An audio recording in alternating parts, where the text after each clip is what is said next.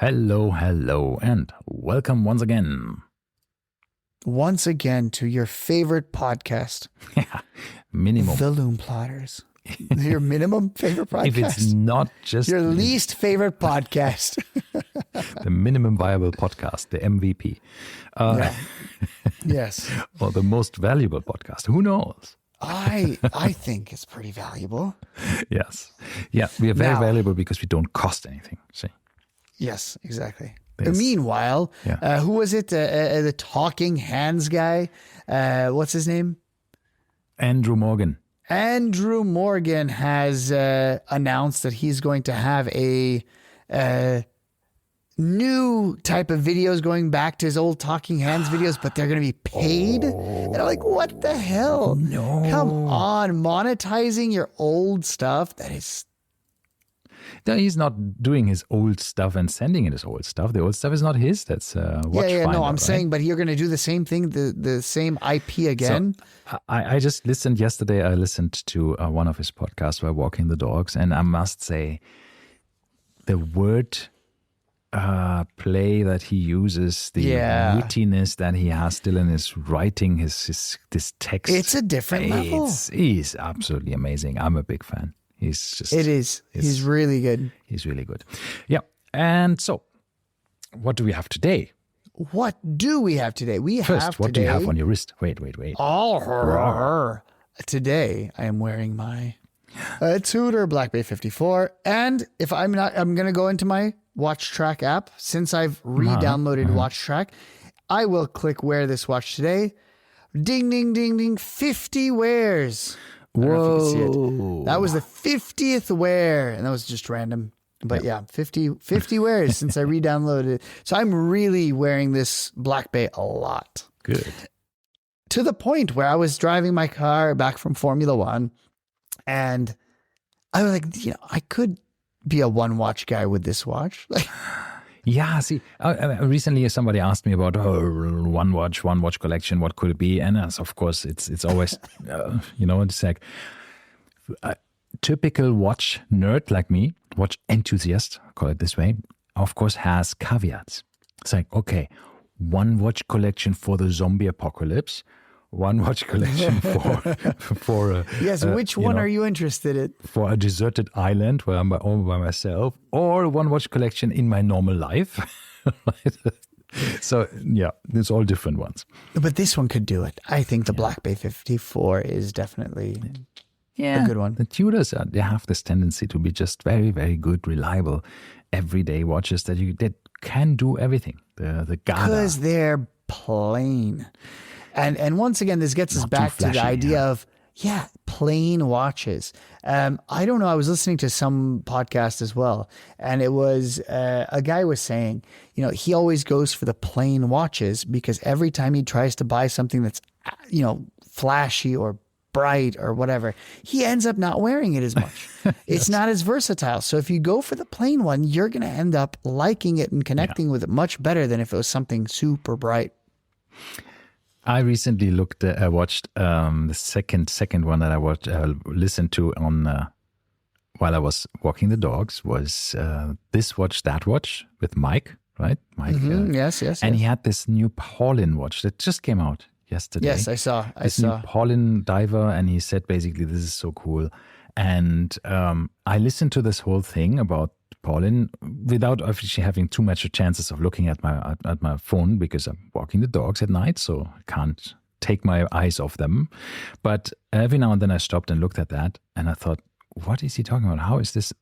It's not my cup of tea. I think some Paulin watches are nice. This one just didn't do it for me. It's weird looking, yeah. And then when I was back home, I looked at the comments and usually there's lots of praise because his videos are great. There's good insight. He's very thoughtful. He's, just really looks at everything from different angles.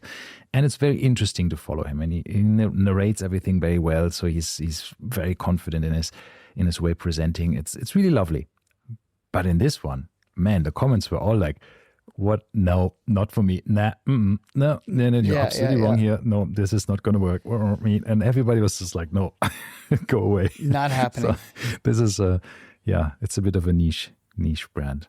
It is. But or niche watch. Speaking of niche watches, another niche. Oh, what are you wearing first? What am I wearing? Into? I am wearing the Hakuna Mipaka special edition from the Norcane. Is it the Independence or the Freedom? I don't know. Wild One. No, I think. No, it's not Wild One. No, for it's sure. not the Wild One. This is Independence, I think. You don't even know the name. No, I think it's Freedom. No, the Freedom is not. No, that's a different case. I have no idea. I'm just messing with you.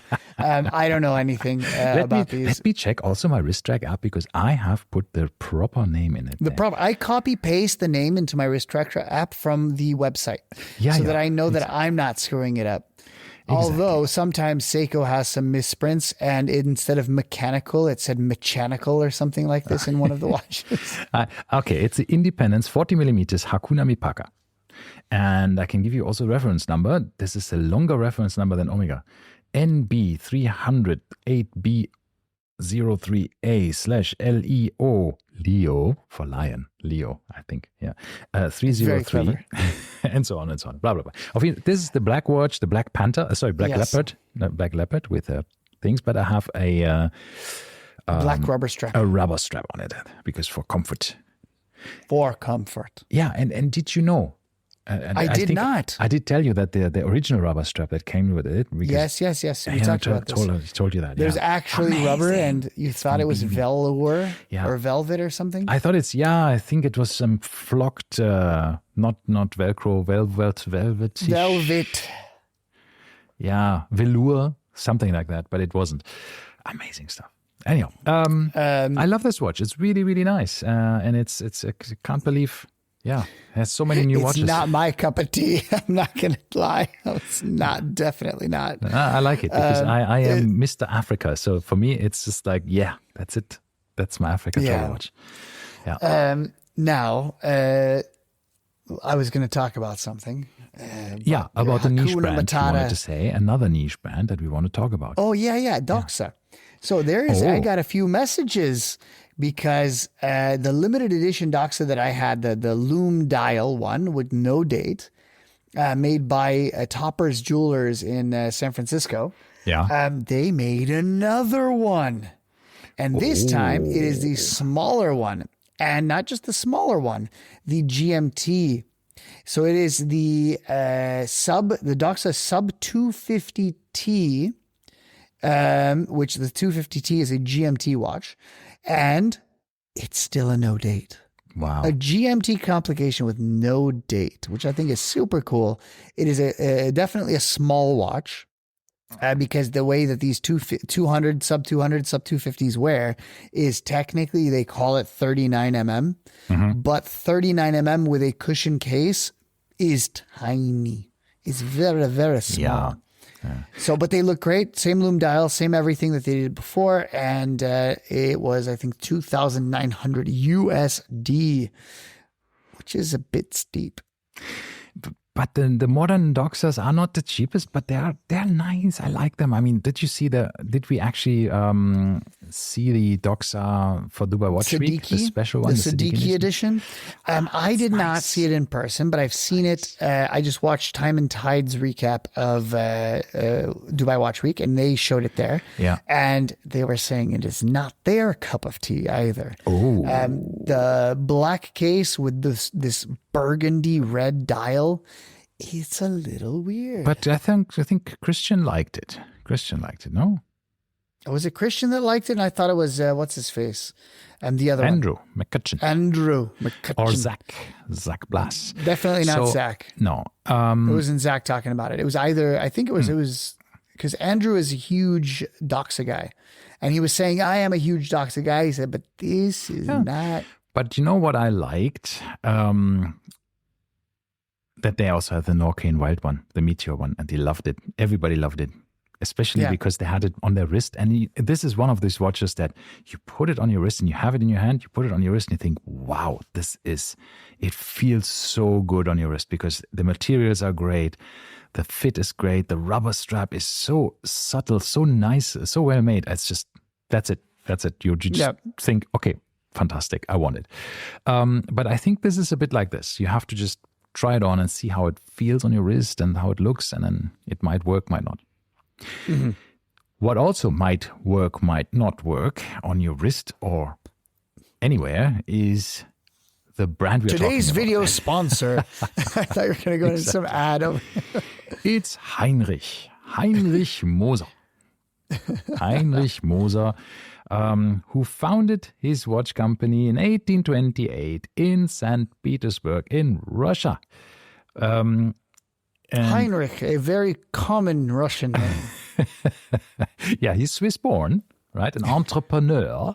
And he got trained in Le Locle, and he came from a long lineage of watchmakers in Schaffhausen. And he set up, of course, this brand there because he was supplying the Tsars and everybody else with a lot of money in Russia at the time. And in 1948, he set up a Swiss factory in Schaffhausen. And they produced hundreds. This is the worst segue that I've. Where did we go?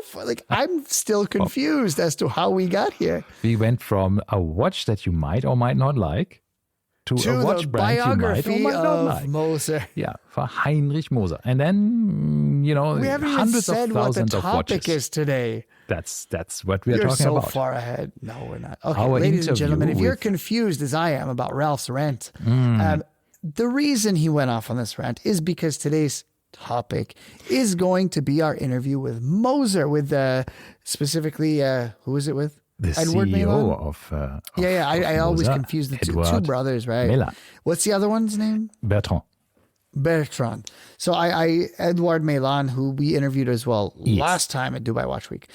We talked about a few things with him, including unique watches, as in piece uniques. And of course, I, being a Formula One person, had to ask him about how the hell they got their name on a Formula One car. And that's a funny story as well, because I thought they had paid for this. And essentially he's like, no, we couldn't afford this. Like, what are you talking about? I mean, look, most of these people at Alpine are now wearing Moser watches, so I'm sure they're paying for it with watches, maybe. Yes, but not with cash, with a big financial agreement. But yeah, Alpine. Can you remind the viewers of where they ended up in the constructor championship?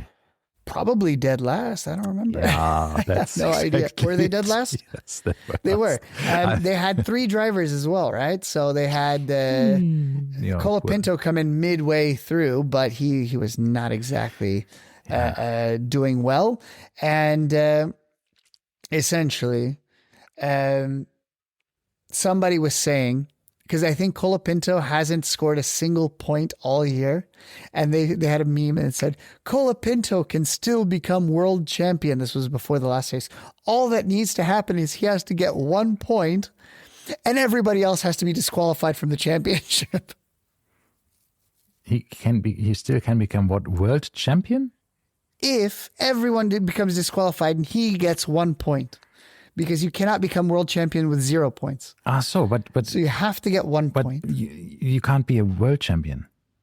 He can, if everyone is disqualified for the entire year. So for the entire year, of course. Yes, for the entire season. You're very confused. Yeah. Well, theoretically, that's true. That's very funny, actually, to say that. You can retroactively disqualify people, apparently. Yeah. So yes, and it's happened before as well, right? But everybody would have to be disqualified. But once again, I asked him, why Alpine? And he said, because we wouldn't be able to get our name on more. Yeah, and I think they didn't better even cars. Consider that, right, as a marketing opportunity generally, because it just came together. No, they said they came to them. Yeah, exactly. They actually contacted them. I did spend a good amount of time in the F1 paddock this past weekend, and I ran into a few drivers. Number one, I worn this watch almost the entire weekend, my Black Bay 54. Oh my God! And I ran into what's his name, Isaac Hadjar. Okay. And what was he wearing on his wrist? Isaac Hadjar. A Black Bay 54. No. Yes. Although it was the Lagoon Blue one, but still. Yeah, so I think I have another segue. No, you don't. This is going to be terrible. So I wanted to say, everybody who actually listens to this episode has already seen the title, so they know that it's an interview with Moser. Yeah, but maybe. No, because I'm going to call it Peace Uniques. That's what I'm going to label the title, so they won't know it's Moser. Okay. So when the Moser company eventually after producing hundreds of thousands of watches. I mean, this is really, they have produced a lot in their lifetime. They have been very, very successful. And then came the not the financial crisis, the quartz crisis, and they became defunct. They were absorbed in the Dixie Mechanic Group. Not Doxa, but Dixie. And not to be confused with the Dixie Toilets. That's a different entity. I didn't know there was a Dixie Toilets. Well, I know there's Dixie plastic cups. Yes, there's also Dixie plastic toilets. And these Dixie Mechanic Group had them, and they basically rebranded them briefly, and operations waned. And in 2002, Dr. Jürgen Lange has partnered with Heinrich Moser's great-grandson, Roger Nicolas Balziger, and they have established Moser Schaffhausen. That worked sort of 2005. They produced watches. They never really made a lot of profit. So eventually they were existing, had made fantastic, interesting watches, but I think it was not really that going too well. So the Meylan company, or the Meylan group of businesses, the Meylan family, took over in 2012. And they decided this is it. They were already supplying them. They had, I think, business relationships with them. And then they decided, come on, we are just buying this brand. Edouard and his brother took it on to say, that's our baby. And since then, it's independent, family-run, fully integrated manufacturer, mostly in-house movements, partially, not all of them.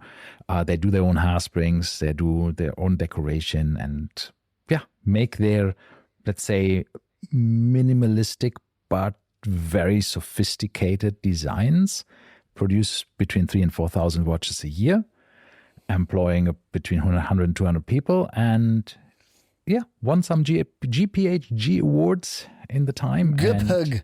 Huh? Gupug. And Gupug awards. Creating some absolutely fantastic watches. One of them is the Streamliner. That is a runaway success. And then you have the Pioneers, the Endeavors, and the Heritage lines. All of them are pretty neat. I owned a Moser. I have recently, I sold mine. Sold a Moser? But I still want one back in my collection. But I'm eyeing a Streamliner at the moment. So let's see. I want a 39 millimeter Streamliner with the blue enamel dial. The blue enamel, with the small seconds. Oh, yeah, that's. I would like that one very much. I wore that one last 2 years ago at Dubai Watch Week, and that thing was. It's amazing. Excellent. It is a fantastic watch. Now that brings me to watches. Chrono 24 to see how much they're going for. There's the blue. There's one person just selling the green one in our group, but it's not the small seconds. It's a different one. This is not in the realm of possibility, unfortunately. Yeah, it's a bit much. But 124K dirhams is the cheapest one. So, but you could, no, actually you can't. This is the other thing. There was a collaboration recently with between Moser and Studio Underdog. And a lot of people thought, that's great. Now I can get a bit of a Moser design with a Studio Underdog price tag. But that was not to be. What the collaboration did was you had to purchase both watches. Right? Yes. And that was a bit of a bummer because that meant you had to buy a Moser, which was quite expensive, and you would get the Studio Underdog for a joint price. But you couldn't buy just one of them. It was a set. I'm okay with that. I think it's a good set. It was a nice set. So it's like one you can wear in London and the other one you cannot. For example, or in London you wear it only at home, but when you go out you take the Studio Underdog. Who knows? I don't know how they actually if there is even a secondary market yet, because I don't think a lot of people are going to sell them, right? If you have the set, because you want to keep them as a set. Yeah, probably not. But. Who knows? But yeah, what else did we talk about in this interview? Why should we talked about Formula One? We listen to it, and then we talked about, and this randomly came up. So essentially, we were minding our own business as usual, and I looked at somebody's wrist, and I saw that there was a streamliner with what I saw, out of the corner of my eye as a Scottish flag on it. And I was like, that's weird. I don't remember there being a Scottish flag dialed Moser. Mm-hmm. So that, I registered that. The person may or may not have been from the Scottish Watches podcast, but we wouldn't know. I was like, that's neat. And then I filed that away. And I think next day we did our interview with Edouard Meylan. Mm-hmm. And I said, by the way, I saw a very interesting Moser. It had a Scottish flag on the dial. And Edouard, obviously, will hear this, goes off about this in the podcast, about how it came to be. But that got us thinking about these piece uniques, because, of course, it was a piece unique. It wasn't intended to be a piece unique. It ended up being a piece unique. They were supposed to make a little batch of them. Didn't happen. But now that this is a piece unique, that begs the question, obviously it's going to be worth an absolute boatload of money, being that it's unique. If they would have made 50 of them, 20 of them, whatever, right? It would be worth less because now there's more similar. And we have tons of brands that have made piece uniques in the past. And even Moser will readily make you a piece unique. They're just not going to make it in their cheaper watches. And this, of course, is one of the base models of Moser's line, which is the regular 3-hand streamliner. It's not a perpetual calendar. It's not a chronograph. It's not anything expensive. It's not in precious metal. It's a stainless 3-hander. So, of course, making a piece unique that's cheap is much more difficult for them. It's not much more difficult, but it's much less what's the word I'm looking for? Financially cost viable. efficient. Yeah. Then if you were to make it in like a 2 million dirham watch that was, made out of with a Vanta Black dial and it's solid gold. Yeah. So and we have to say that this watch was a streamliner. It was a center seconds, just a normal stainless steel. Yeah. Exactly. And this actually Moser doesn't do piece uniques in that for that kind configuration of model, because it's just too. It is not cost efficient, right? So if you do that, you have to do it in a tourbillon or something else, which has a bit of a profit margin that allows you to have a bit of leeway there in order to make a piece unique. So, and that's, I think, where we get into the pros and cons for this ultimate exclusivity that you want, that you have the only watch that is of its kind in the world, with either that particular dial or with the specific decoration or whatever it might be, is no one else in the world has the same watch as you. I mean, this is the pinnacle of rarity and prestige, I would say. Yes. Right. But this also goes into the whole thing of what do we call as actually being a piece unique? There's a joke in the car world where everyone makes fun of Corvette owners because Corvettes are made in absolute ridiculous quantities, but Corvette owners will go to the lengths of figuring out that they have a one of 5,000 car in this specific color. Then this was the only one that was made at this specific time on this specific date with this specific interior. And then they'll go down the line and saying that mine's a one of one. Because it was the only one made on this day, at this time, at this factory, with this color, with this interior, with this wheels, blah, blah, blah, blah, blah. It's not a piece unique, bro. No, nobody cares, right? Yeah, so that's true. I mean, yeah. Change does a piece unique need to be called a piece unique? If you're saying, if you make one watch every day and you're saying like, well, this is the only watch that was made on that specific day, that is it's true, a piece unique. But it's not a piece not unique. A piece unique. So I think there's is a dial change sufficient to be a piece unique? Because it's all that this watch was a dial change. Yes, and I think the answer is yes. It is a unique dial. Absolutely, it's a piece unique because the dial is probably 60 to 70% of the watch's appeal and design. Right? I mean, there's in a world where you have so many similar shaped cases, it's the dial hands and the dial and the hands design that actually can still set watches apart. So yeah. Okay. I think all right. Going back to what we talked about last time, I'm gonna go one step ahead. We talked with Kari Voutilainen about you mentioned some hand making makes things different, right? If you make something by hand, it's never going to be the same thing. Let's say a meteorite dial. Yeah. A meteorite dial will always be unique. So if I put a meteorite dial, is that a piece unique? No, because you have other meteorite dials. But they're different. Is your dial unique? Yes, it is unique because your shape and your pattern that you have. So it's a piece unique. That's the thing. No, I would say. No. It's like saying, okay, we have an artist who makes hand paints the same picture on a dial. Every picture will be slightly different because it's hand painted, but it's still not a piece unique because he will make, let's say 25 of them. It's the same. Yeah. It's the same picture with slight variations from one dial to the next, but it's still, you know what I mean? It's not a piece unique.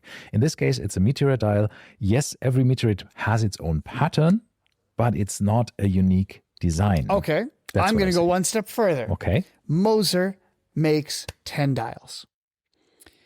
In each of the dials, it's just a regular plain dial, nothing special. Mm-hmm. In each dial, Edouard Meylan comes with a paintbrush and puts A, B, C, D, E, all the way to whatever is number 10 in the alphabet. You get number C. Is that a piece unique? Yeah. So now even though all 10 dials are the same, the only difference is he wrote a different letter on each one. You could then say this is just the numbered edition. It's a lettered edition, technically.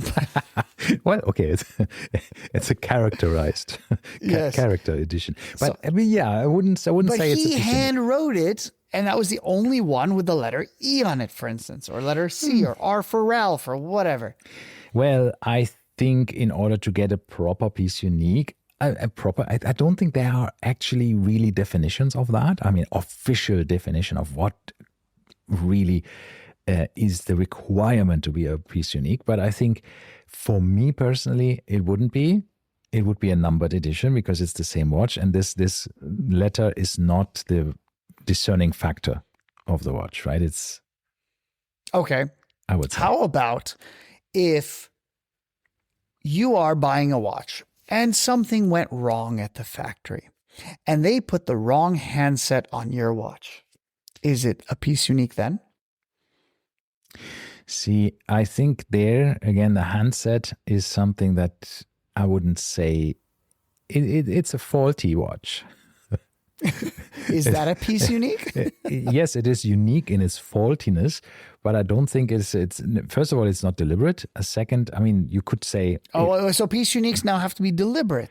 Yeah, I think so to a certain extent. Do they? I mean, look... Do you have to start into a piece unique with it being a piece unique? I think the idea is that you want to not make it in a serious production. Let's say I'm a master watchmaker, and I want to make a series of 10 watches. I start with the first one. After that, I completely lose interest and don't want to make any more watches. I become a car mechanic. So I have only made one, which is then automatically number 1 of 10. But it's also the number 1 of 1 because I stopped making the last 9 of them. And that's a piece unique. So then it becomes a piece unique, but it's a non-deliberate piece This has happened quite a few times, by the way. Somebody dies mid-production and then they made only one out of whatever. Or the prototype was the only thing made, so right? Posthumously. This has happened a lot. A piece unique. Yeah. I don't know. I think it's borderline, but... No. The reason I ask about the handset thing is because in the Talking Watches with John Mayer, John Mayer famously tells Patek that he wants his watch to have luminous hands so that he can play it at night on stage and see the time. And of course, he never uses the Patek on stage ever, but this got them to make him a watch with luminous hands. All right. On a watch that would never have luminous hands otherwise. So therefore, it is now considered a piece unique. Generally, but this is then also deliberately making a specific set of hands that is usually not available for this watch. It might be available on other models, for instance. Well, I would say it's a variation that could be a piece unique, but I think it's a bit little for a change to make it a piece unique. There was more to it than that, but this is all I'm saying right now, right? Because like if you had this, the Rolex Air King with 2 9s on it instead of 9 and 3, right? Yes. That's a piece unique. It's a unique aerodial. That's yes. for sure. Would I say it's a piece unique because it's not deliberate? I don't know. But this was deliberate, right? This was deliberate for him to go and tell them, I want this on my dial. Yeah. But in general, you have, as a piece unique, you might either have collaborated with the brand and talked to the brand and have gone through a design process with them to come up with something that's either deeply personal or something very bespoke with materials or engravings or dial designs that speaks to you, that makes it special for you and for the brand. And yeah, sometimes that kind of provenance that you have had the means and the ability to just talk to the brand and make them do a piece unique for you is of course incredible. And then these kind of watches can fetch a lot, pretty penny on some auctions if it is a nice design and if it's desirable. You can have piece uniques that just nobody cares about, and you can have piece uniques that are very, very highly sought after. But this is the problem, is often when you have a piece unique that is highly sought after, we've seen this happen as well, where these piece uniques are then turned into regular production models, which then devalues the entire idea of that person having a piece unique. Yeah, and I think there are still people that are very pissed off at certain watch companies for doing this. Yeah, and you have an example there, right? With what was it, Hodinkee and Ben Clymer? Ben Clymer apparently bought a watch as a piece unique. I believe it was from Laurent Ferrier, but I'm not sure. I'm 90% sure it was Laurent Ferrier. He bought a piece unique. He designed it, and then they said, "Wow, we really like this design." And they didn't go to Ben and say, "Can we make this a serialized production?" They just randomly started producing it. And then Ben, when it was launched, was kind of shocked. He's like, I remember this design. I made it. Right. And that's kind of the issue is, now not only is his piece unique worth a lot less because you can just go out and buy one, but they've kind of taken his design and commercialized it. Yeah, well, that's where the question is. We talked about this already in our limited editions watches, but still, this is a. Do you have a contract? Does it mention that they can take that design? Is it theirs because they produced the watch? Is it yours because you designed it? So we talked with a person at Dubai Watch Week from Colloquium with Bart, who's designer, who is a watch designer, and one of the 3 co-founders of Colloquium. There's Bart, Armour, and Manuel Emsch from Louis Era. So these 3 have founded Colloquium, and this designer, he told us he was a ghost designer. So he actually designed watches for big brands, Tag Heuer, Breitling, Omega, who knows what else, AP, I have no idea. But my point there is he has designed watches and he cannot actually take credit for any of them because he was basically paid for by the company or commissioned to shut your mouth. And you cannot talk about it because you have an NDA. So he cannot actually go to a boutique and point at a watch and say like, that was me. He's not technically allowed to do that. So interesting stuff. Then there's plenty of these so-called ghost designers, right? And of course, watch brands employ designers who do this for a living, and they will never get the credit for it because they're employed by the company. And while they are working for the company designing watches, all the designs, all the IP is with the company. Same with my company. Whatever I write, whatever I do is owned by my company. This is why you shouldn't tell your company what you do. No, but that's my work. So then I'm just kidding. I'm just so like what? Yeah. So, yes, but I get your point. Yeah. So that's exactly, and this is why all my patents will magically come out as soon as I stop working for my university. See, there you go. All in one. I designed everything overnight as soon as I quit. Yes, no, exactly. Not really. But this is the point. Sometimes it's was there an agreement or was there nothing, right? And Yeah, if there was nothing, then there is also, it's very hard to say. Did anybody promise that this will never happen? No, or did they basically say like, hey, if we really, really like your design, maybe we'll produce a few more of this. And maybe that was said at some stage. We don't know. We've not been there. Who knows? But anyway, once again, this is just, I heard this through a podcast, but right? So, if it happens, if it is true, or usually the idea is that the brand also says, we will never produce another watch exactly like this. Now, what exactly like this means is again something that you need to define. But other than that, I mean, it's what are the problems of having a piece unique? Let's say a specific handset that no other watch in their lineup has. They can remake it, right? So theoretically, it's going to cost you, but they can remake it. A company like Patek can, because they do also for all of their historic watches, because they are promising you when you buy a Patek, or generally if you have any Patek, that for 100 years, they will honor and service that watch and repair it for a minimum of 100 years. That is a commitment that probably only private companies can do, because it's also a big liability to tell somebody to do that. I mean, they never say how much it will cost you to repair it, right? After 100 years, but it could cost a bomb. But if you're owning a 100-year-old Patek, I think you have an idea of how much it's going to cost at that point, right? But I mean, look, some of these customized watches or piece uniques can be so unique to the wearer that they don't mean anything for anybody else. So while it's, really great for that one person to have a piece unique, it might just be, if let's say you want to have a Breitling or let's say you want to have a piece unique of a Patek that looks like an Invicta. I doubt Patek would ever make it. But if within their own confines, within their own design language, yes. Yeah. So it might not appeal to anybody else, right? Yeah. So, and then speaking of Invicta, by the way, at Formula One, Invicta has an F2 team. I don't know if you knew that. Oh, okay. They are the title sponsor of an F2 team, and they were throwing hats out. And I grabbed one and I saw what it said, and I literally gave it back to them and went away.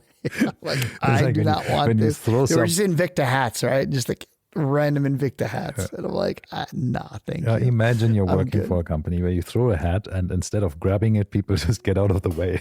They give it back to you. No, but once again, it was not the Formula 2 team's hat. It was just an Invicta hat, like a Tudor hat, right? It had no other branding on it. And two, it was neon yellow with black writing on it. I'm like, this is the ugliest hat I've ever seen. You look like Bumblebee from freaking Transformers. I mean, I don't think that Invicta is known for their stealthiness. No, not at all. For their, under the radar. And of course, what does it say? Swiss made since 1637 or whatever it is, right? I'm sure you are. Their Chinese, watches are very Swiss. They have Swiss made on the dial, so they are complying with all. Some. I think they do make Chinese watches and Chinese movements as well, but. Then they don't put I don't know if they're all Swiss made, right? I think they are. I think they're all Swiss made. I'm not 100% sure, but I think they are. Nonetheless. Yeah. But this interview that we have with Edouard Meylan, now it really comes. I know it's 40 minutes out, but stay with us. It's a short interview. Don't worry. It's only 18 minutes because we had some issues finding each other and finding a location and all of this stuff. But here we go, 18 minutes of us with Edouard Meylan from Moser talking about Formula One and how it came to be, a very interesting story. And And I've never heard that before, by the way. This is something that I have not heard in any of his other interviews. So it's a piece unique for us. Yeah. And talks about the piece unique and, of course, about Moser themselves and how they're doing, where they're going and what their plans are. Yep. So enjoy this, and we'll talk to you next week. Talk to you soon. Bye-bye. Ciao. So hello and welcome to the Lume Plotters again. Yeah. With Edouard Meylan. Again. In this little freezing chilly. How are you? I like this freezing chilly, to be honest. It's really hot out there. I'm very good, thank you. Really enjoying the fair. It's amazing. Yeah. So I think you just mentioned before we started recording that you've been here since 2014. So that's now your seventh fair. Seventh Dubai Watch Week, 2014 at the Design District there. It was different atmosphere. I was saying we were in this art gallery downstairs. I think in a day we would see like 10 to 15 people, and most of them would ask, Moser, what is it? What kind of watches do you do? Yeah, that's what we see. Probably 10 to 15 minutes, 10 to 15 people in 10 minutes. Yeah, and they all know about watches, our brand. It's completely different. And I think Dubai Watch Week really contributed to educating the region. So I think, by the way, they said that the square footage here has gotten twice as big as last year, right? But I think it's like 10 times more people. Yeah, they said yesterday they got as many as half of the fair last year. So wow, nuts. It is nuts, and it's quality. I mean, you look at the wrists and watches. Oh yeah. I see all our big collectors are here. You see all the retailers are here, the press, it's global. It was 2 years ago, we said like it's turning international, whereas it was local in the beginning, became regional, and then slowly becoming global. But this is now, there's no way back. This is a global event.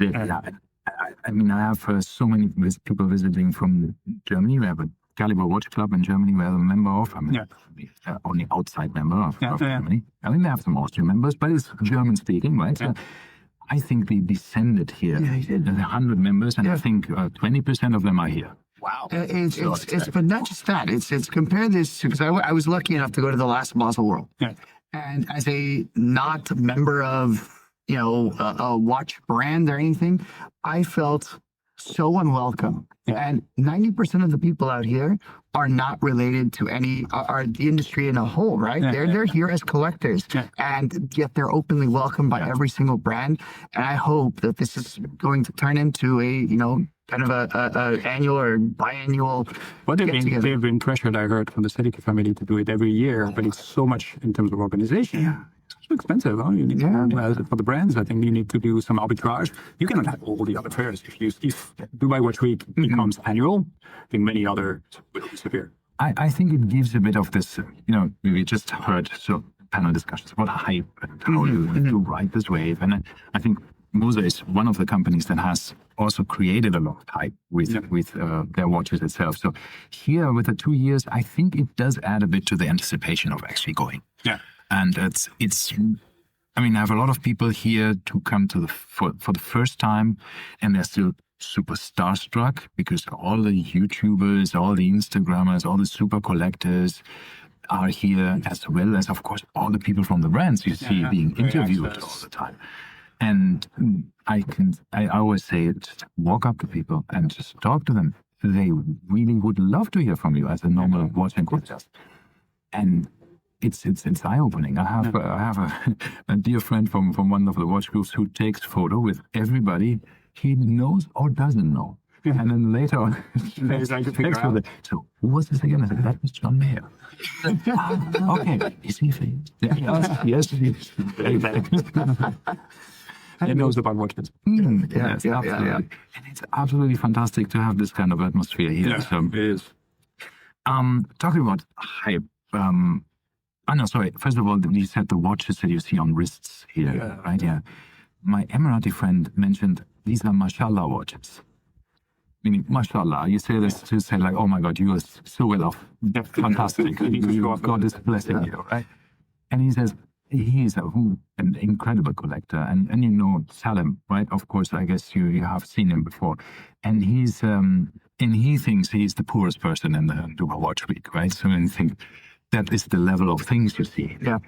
I also saw a watch that really struck my court, because I worked with, or still work with the Scottish watches. I write some articles for them, and I saw Ricky wearing a Piece Unique streamliner.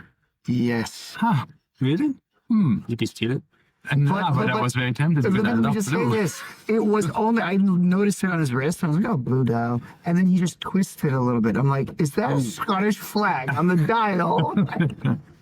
Yeah, that's a funny story. Did he tell you the story? No. No, it was many years. I mean, I think they were the first podcast I did when we launched the Streamliner. And I remember they did like a mock-up design of the Streamliner with the Scottish, and then we had a discussion later on and said, like, should we do a limited edition one day? And we're not so much about the limited editions with media, because it's really challenging our retailers, and we have to be, I mean, we are committed to our partners. So we try to avoid those kind of things. So we did a prototype, and then yeah, that was the story. We never did a special edition. That's why it's a unique piece for Ricky. And I want to ask, what do I have to do to get a Piece Unique from Moser? Yeah, we don't do, usually, I mean, he's really lucky because we don't do those femtoseconds in unique pieces. Okay. We never did. Since we had a lot of big collectors asking for it, but I think only Ricky has one. Okay. I have one of our founder of the Caliber Watch Club has a Piece Unique. He's a big Chopard collector. He has a Piece Unique of from Chopard. We do Piece Unique, but not in the sense. We do tourbillons, mini torpedoes. So those. Yeah, the high-end ones. Yeah, we do about 20 a year. We have allocations 20 pieces a year to Moser collectors. They can do something special, but it has to be a certain price point, because otherwise you get lost. Yeah, I can imagine. And we have too many requests. But 15 years ago, we would have done any. Somebody saying, I want a entry level unique dial, we would do it. Damn, I missed now we have to be a bit more strict. Yeah. Yeah, times have changed. I've never recorded that, but I think at the first 2019, first Dubai Watch Week, I think I was there slightly before opening time. Maybe. And I think the only person standing in any kind of booth was you. Really? Yeah. Okay. And I walked past and I looked at your watches, and you helped me very nicely explaining a couple of things. And I asked you about the price level, and I said, I think it's out of my budget. And you said, well, 10 to 12,000 Swiss francs, that's our price here. So to start with, yeah. It's a bit higher now, but not so much. Yeah, again, that's 6 years ago, right? So, and then I said, it's just out of my budget, but I really love what you do. So obviously, the next Dubai Watch Week, I was wearing a Moser. Then another Dubai Watch Week, it escalated rather quickly. What I think is my budget and my level. It's a dangerous industry. It's crazy. Yeah, the things, the money you pay for watches that you could never think that. As brands, we need to be careful. It's one of my biggest challenge and priority at the moment is to maintain our entry level, because it's easy to go up. It is, and I think a lot of brands have lost touch with kind of their core fan base, and they're going. And it price them out to that's good for that's good for the others. But for me, I mean, I challenge my team constantly. Like our entry level, the 201 movement, everything is over time getting more expensive. So I'm like, no, we need to be able. I mean, we were at 12.9. We cannot sell at 12.9 now, but we need to be able to go to a level where we are like maybe 13.9 or something like this. We can still sell a watch. But for that, we need to look at every single part and see, like, can we save 1 franc here, 5 franc there? Yeah, it's the rule of the diminishing returns, but it's at the marginal gains, right? When you start with the big, but eventually, and then you cannot only say like, let's make more and then it's going to be cheaper, because that's the first, the simple reaction from the team said, let's order more and produce more, and then we can reduce the cost of the watch. No, said no, let's be smarter. Oh, a good way to do it. Challenge. It's definitely a challenge. It's easy to make some crazy, innovative watches. Easy. It's relatively easy. Sometimes the simplest thing is keeping them reasonable in prices is even more difficult. So I think I don't know where I saw it, but you talked about the uniqueness of Moser, and I saw you say that the Moser dial has become a thing, a word in the industry. So like if you have very high quality Fumi dials, that's now a thing. It's like the Moser dial, right? Where people refer to it as a kind of, and having there's a name for this when your name like a Xerox or a Kleenex becomes synonymous with the product in generic. It's like a core competency. Yeah, or the generic name for Yeah. product is the brand name. Yeah. So that's, I think, an incredible testament to your work. But does it also make you a one-trick pony? Is there? Well, yes and no. I think that keeps us on our toes. And what I tell my team is we still need to make the best fumé dials. So that's why we were pushed to go into enamel, for example, look at new structures.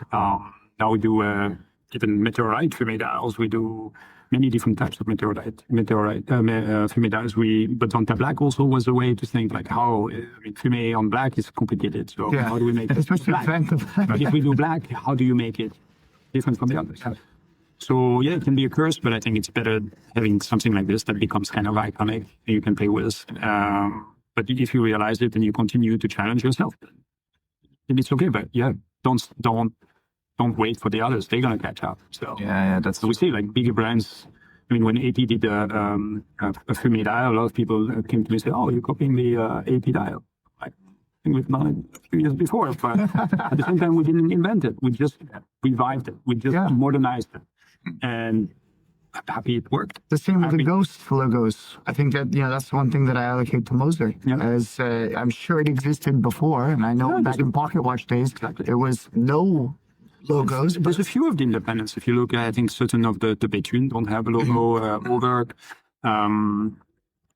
It's always surprising to me that some of the most iconic, really recognizable products in our industry still have the big brand logo and Swiss made and the water resistance and chronometer and all this shit on the dial. Speaking of AP, I saw this yesterday. They had I'm mentioning it. Just too many words. No, but my issue is they had this gold skeletonized Royal Oak, right?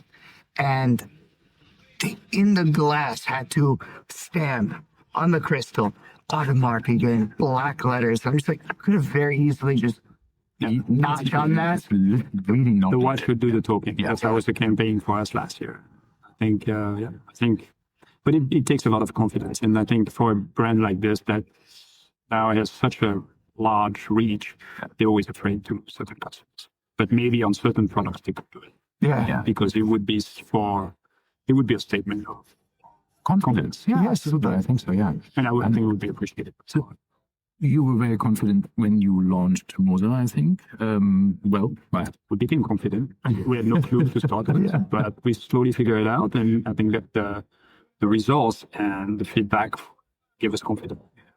So would you ever have dreamt that you had the success that you had in the beginning? Yeah.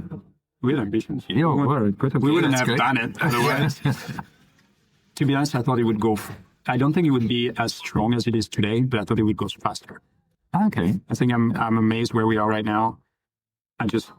We had a few very difficult years in the beginning to figure out what we wanted to do and how to resolve the problem. Because a lot of people think, oh, you took a brand and we were below zero when we took over Moser. I think it would be easier to start from zero and create a brand rather than where we were. We had an amazing history. We had a tool to work with, but we were bleeding money and we had a bad reputation and we had products in the markets that were not working and people who wanted to stop working with us. So you have all those kind of liabilities in a way that you need to resolve before you can really build. And we were lucky. We got a few people who helped us, like Puho, the retailer, our historical partners. They followed us, but many others they dropped us like. And that was the tough part. And I think I didn't realize when we started that there would be this phase. So I remember my first press conference, like, the objective is to do that many watches. And I could see like we had a pipeline and all those things. And we got to resolve those things. No, it was not that easy. But where we are today, I'm amazed. But it's not I think we did an amazing work with Moser. I cannot tell you what were all the good decisions and everything, but there were a few. I think there's a handful of decisions where you think these were essential decisions to our success. But at the same time, I think the market also switched towards us, like our category, the independents. And being at the forefront helped us accelerate. Yeah. And I do want to mention, since the last time we spoke, you now have your name on a Formula One car. Yes. We have, how on earth did that come up? And why That's a good Alpine? story. Yeah, well, they came to us. Really? They came to us. They're a little bit the underdog in luxury watch cars. And the former CEO is the CEO of Gucci Group now, Edouard Meylan, is a fan of Moser. So he reached out and said, I want a dynamic brand that kind of works with us. Like really, like I don't want just, just a brand that gives us money, etc. I said, well, that's good because I'm not coming for us. we don't want to put nobody can see our logo or read our logo. We changed a little bit our logo, but I was like, if it's to put the logo on a car, it's no point for us. We want experience. We want a relationship. We want to develop. We want to learn. We want a partnership, and that's what we did. And the experiences we bring to our customers, amazing. We're developing, and you will see new materials.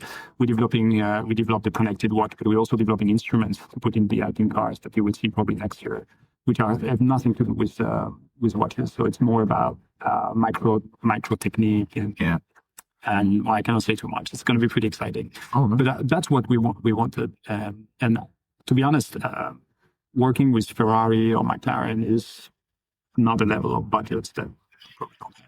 I don't know how much other brands pay, but I think what's great with Alpine is that they need us as much as we need them.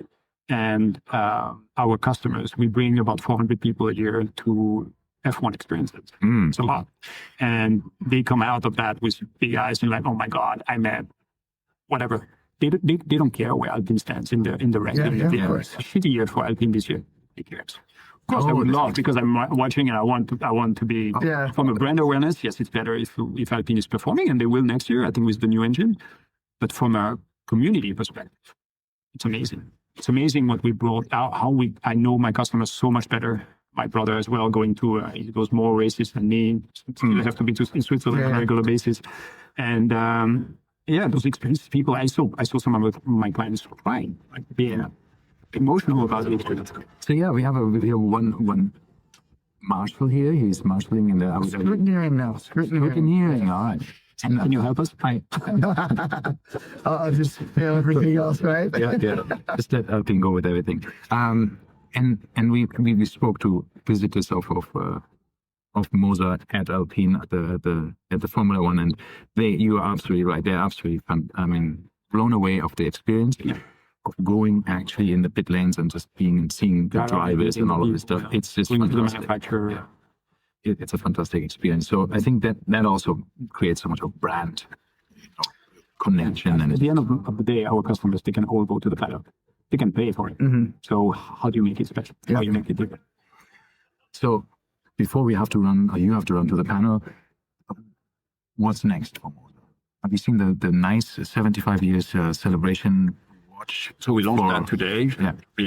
But no, next for us, 2026, big year. It's going to be a very big year for Moser. Probably the biggest. Watches and Wonders moving into the main hall with the main brands is a big step. It's a big investment, but I think a big statement. Also talking about perception, credibility. People will look at Moser in a different way. And therefore, we have a lineup of amazing products for this year, new materials, new movements, new segments. It's going to be fireworks next year. Wonderful. Thank you so much for your time. My pleasure. Have to go, so I've got to run. Thank you.